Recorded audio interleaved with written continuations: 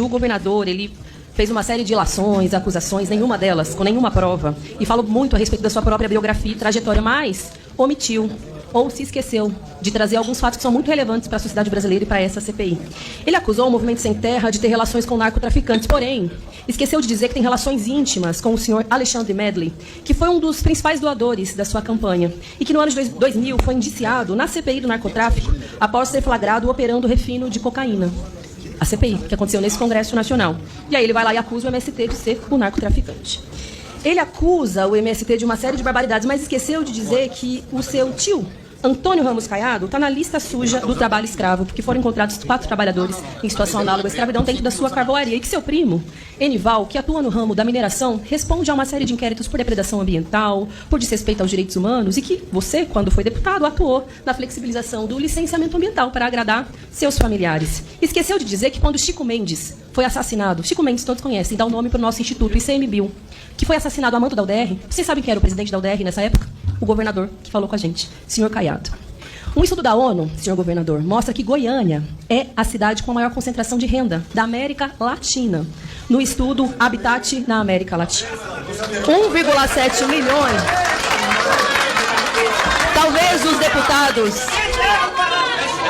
os deputados não saibam o conceito de concentração de renda. Senhor presidente, tem que garantir a palavra. Talvez os deputados não saibam o conceito de concentração de renda. Significa que poucos têm muito dinheiro e muitos não têm quase nada de dinheiro. Isso significa desigualdade social, injustiça. E é contra isso que os movimentos sociais e a esquerda e o marxismo, que o senhor tanto diz odiar, combate. E é por isso que existem os movimentos sociais. Porque há sujeitos que são filhos, netos, irmãos e familiares de latifundiários, que executam trabalho escravo, que desrespeitam o meio ambiente, que são chefes de facções, de milícias rurais, que assassinam lideranças como Chico Mendes, que enchem a boca para falar mal de um trabalhador que entra no movimento social para lutar por reforma agrária, que o senhor diz que conhece as leis, mas desconhece a Constituição. No artigo 5º, no artigo 188 e no artigo 189.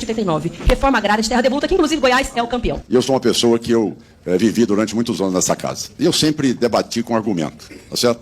E, sinceramente, quando se leva para um lado pessoal, realmente me dá saudade do meu amigo e seu, deve ser, tomara que seja o melhor professor seu, o Ivan Valente. Sempre foi um homem assim que se postou à altura do debate, tá certo? Nunca utilizou de mentiras, de ilações, de calúnias, para vir no ponto pessoal, tá certo? Presidente, eu fui chamada de mentirosa pelo governador, mas eu quero que todos deem uma olhada aqui. No site do TSE, está aberto. Alexandre Funari Negrão doou R$100 mil para o candidato Caiado no ano de 2018, que correspondeu a 1% das doações. Alexandre Funari está no site da Câmara de Deputados, foi indiciado no ano de 2000 na CPI do narcotráfico após ser flagrado operando refino de cocaína. Presidente, todas as vezes que um sujeito como o senhor é confrontado por uma mulher de menos idade, o senhor recorre ao elemento das pessoas que têm mais experiência e aos homens que têm mais condições de fazer fala. Sinto muito, se o senhor se incomoda, que chegou alguém aqui aos 28 anos sem um centavo de dinheiro de trabalho escravo.